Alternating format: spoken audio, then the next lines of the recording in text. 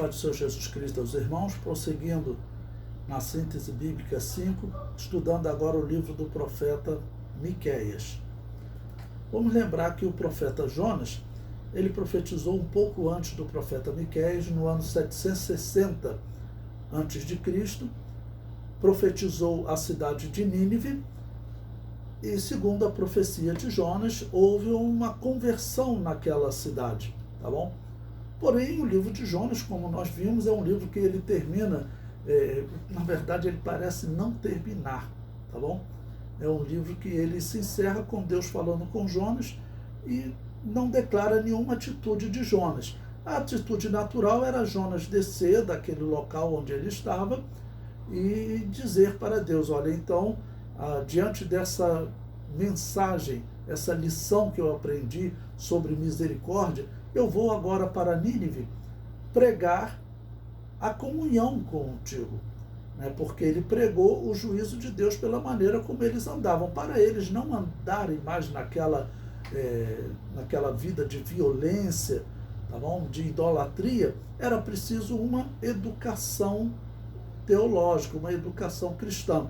Bom, o livro simplesmente se encerra. O livro de Miqueias é um livro escrito cerca de 25 anos depois, tá bom? O livro de Jonas foi ali próximo do ano 760, o livro de Miqueias cerca de 735.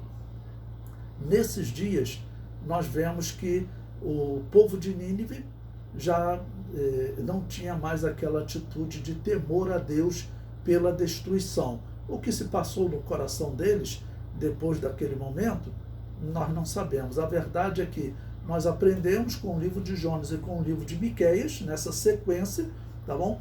É que o momento da conversão, o momento desse choque de realidade, em que o Espírito Santo convence o homem do pecado, da justiça e do juízo, é necessário que ele seja acompanhado de uma educação, tá bom? De um ensino sobre como andar com Deus, como obedecer a Deus, um ensino sobre a lei de Deus. Jonas não fez isso. Então, entra agora em foco o livro de Miqueias. Qual o propósito do livro de Miqueias? Criticar a forma como o povo estava cultuando a Deus. Ou seja, os ninivitas tiveram aquela conversão parcial e os israelitas também, eles viviam numa situação semelhante aos ninivitas, porque estavam afastados de Deus. A data aproximadamente 735, por isso é um livro escrito mais ou menos 25 anos após o livro de Jonas, e ele vai relatar exatamente o período em que Israel está perto de ser destruído pelos ninivitas. Autor, Miqueias. Seu nome significa quem é Yahvé. É uma interrogação, tá bom? E os israelitas, vamos dizer, ao pronunciar esse nome, é como se eles estivessem dizendo, eu não conheço Yahvé. Quem é Yahvé? Vamos lembrar que o faraó, lá no Egito, ele perguntou, não sei quem é Yahvé, quem é esse Deus? Eu desconheço quem é esse Deus. Então é algo semelhante ao que eles falam, quem é Yahvé, tá bom? Porque, na verdade, aqueles que não têm comunhão com Yahvé, não têm comunhão com Deus, não sabem quem é esse Deus. Miqueias foi citado por Jeremias quando este anunciava o cativeiro de Judá, tá bom? Lá próximo de 586, quando vai ocorrer a terceira leva. Ele diz, Jeremias 26, versículo 18, Miqueias, o morastita, profetizou nos dias de Ezequias, rei de Judá, e falou a todo o povo de Judá, dizendo, assim diz Yahvé dos exércitos, Sião será lavrada como um campo, e Jerusalém se tornará em montões de pedras, e o monte desta casa como os altos de um bosque.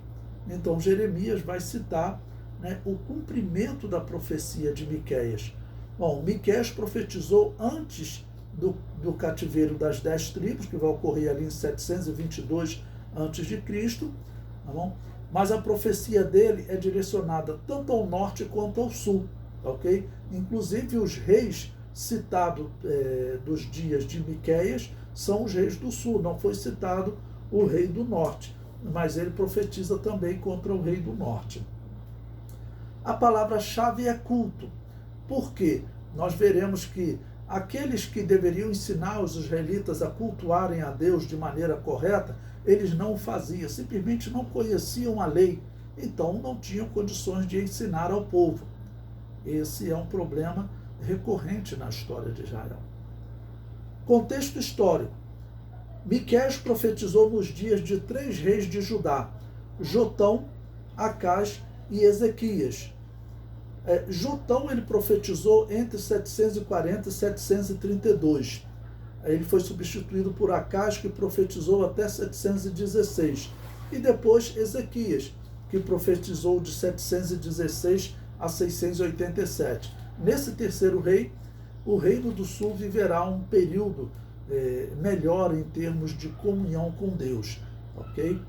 A sua profecia foi dirigida à capital do reino de Judá, Jerusalém, e à capital do reino de Israel, Samaria. E aí você vai entender, até nos dias do Novo Testamento, o que acontecia do porquê os judeus não se comunicavam com os samaritanos. Tudo vem dessa época. O reino de Deus se dividiu, tá bom? Em 2 tribos. As 2 tribos do sul formaram o reino de Judá e as 10 tribos do norte formaram o reino de Israel. Samaria tornou-se a capital do reino de Israel e surgiu uma grande rivalidade entre eles. Por isso os judeus, a principal tribo do sul, não se comunicava com os samaritanos no reino do norte, até pela mistura que vai surgir com esse rei.